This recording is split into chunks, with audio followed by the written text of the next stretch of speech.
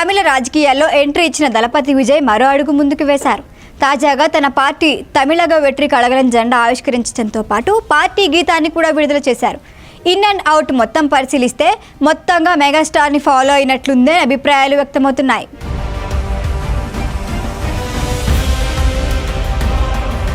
తమిళనాట రాజకీయాలు సినిమాలు వేరువేరుగా చూడడం అసాధ్యం. ఎందుకంటే అప్పట్లో అన్నాడీఎంకే పార్టీ స్థాపించిన ఎంజీఆర్ నుంచి ఆ పార్టీని అంతకు మించి అనేలా తీసుకువెళ్లిన జయలలిత వరకు అందరూ నటులే. డిఎంకేని నడిపించిన కరుణానిధి నుంచి ఆ పార్టీలో ప్రస్తుతం కీలకంగా ఉన్న ఆయన మనవడు ఉదయనిధి స్టాలిన్ వరకు అందరూ ఇండస్ట్రీ బ్యాక్గ్రౌండ్ ఉన్నవారే. కమల్ హాసన్ కూడా రాజకీయాల్లో తన వంతు ప్రయత్నాలు తాను చేస్తున్నాడు.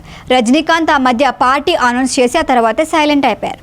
ఇంకా తమిళనాట రాజకీయాల్లో యాక్టివ్గా ఉన్న వారిలో చాలా మంది సినీ బ్యాక్గ్రౌండ్ ఉన్నవాళ్లే. ఈ మధ్య కాలీవుడ్ స్టార్ హీరో విజయ్ కూడా రాజకీయాల్లోకి ఎంట్రీ ఇచ్చారు.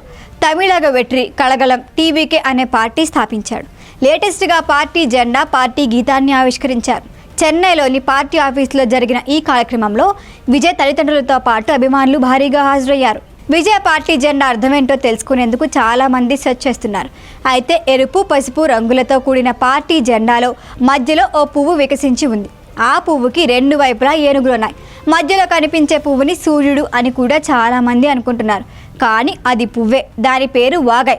తమిళనాడు చరిత్రలో ఈ వాగై పువ్వుకి చాలా గుర్తింపు ఉంది. అప్పట్లో పాండ్యులు, చోళులు పరిపాలన సమయంలో యుద్ధంలో విజయం సాధించడానికి ఈ పూలతోనే దండలు గుచ్చి ఘన స్వాగతం పలికేవారు. అంటే వాగై పూలు విజయానికి చిహ్నం అన్నది ఆంతర్యం. అందుకే విజయ్ తన పార్టీ జెండాపై ఈ పువ్వు పెట్టారు. జెండాపై ఉన్న కొటేషన్ విషయానికి వస్తే అది ప్రముఖ తమిళ కవి తిరువళ్ళువర్ రాసినది. పిరుపోకుం ఎల్లా ఉయిర్కుం అంటే పుట్టుకతో అందరూ సమానమే అన్నది దీని అర్థం. అంటే తన పార్టీ సిద్ధాంతం, తన విధానం ఏంటో ఈ ఒక్క కొటేషన్తో చెప్పేశారు విజయ్. ఇక పార్టీ సాంగ్ విషయానికి వస్తే మ్యూజిక్ డైరెక్టర్ ఎస్ తమన్ స్వరపరిచిన ఈ పాటను బి వివేక్ రాశారు. పాట రిలీజ్ చేయగానే అభిమానులు ఉత్సాహంగా స్టెప్పులేసి ఆనందంలో మునిగిపోయారు. ఇక విజయ్ స్పీచ్కి వస్తే సూటిగా సుత్తి లేకుండా సాగింది. ఈరోజు పార్టీ జెండా ఆవిష్కరించడం చాలా గర్వంగా ఉంది. రాష్ట్ర అభివృద్ధికి అందరం కలిసికట్టుగా పనిచేస్తాం. సామాజిక న్యాయమే నా లక్ష్యం. అందరం ఇదే బాటలో నడుద్దాం అని మాట్లాడారు. సామాజిక న్యాయం అనగానే తెలుగు రాష్ట్రాల్లో మొదటగా గుర్తొచ్చే పార్టీ ప్రజారాజ్యం. ఇదే సిద్ధాంతంతో పార్టీ ప్రారంభించారు మెగాస్టార్ చిరంజీవి. 2026లో అసెంబ్లీ ఎన్నికల్లో బరిలోకి దిగనున్నట్లు విజయ్ క్లారిటీ ఇచ్చారు. పూర్తి స్థాయి రాజకీయాలపై ఫోకస్ చేస్తానన్న విజయ్ సినిమాలకి సెలవు ప్రకటిస్తూ సంచలన ప్రకటన చేశారు.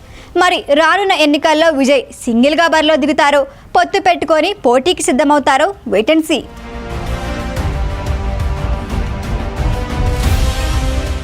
ఈ వీడియో కనుక మీకు నచ్చినట్టయితే లైక్ చేయండి, షేర్ చేయండి, సబ్స్క్రైబ్ చేయండి. అలాగే పక్కనే ఉన్న బెల్ ఐకాన్ని క్లిక్ చేయండి.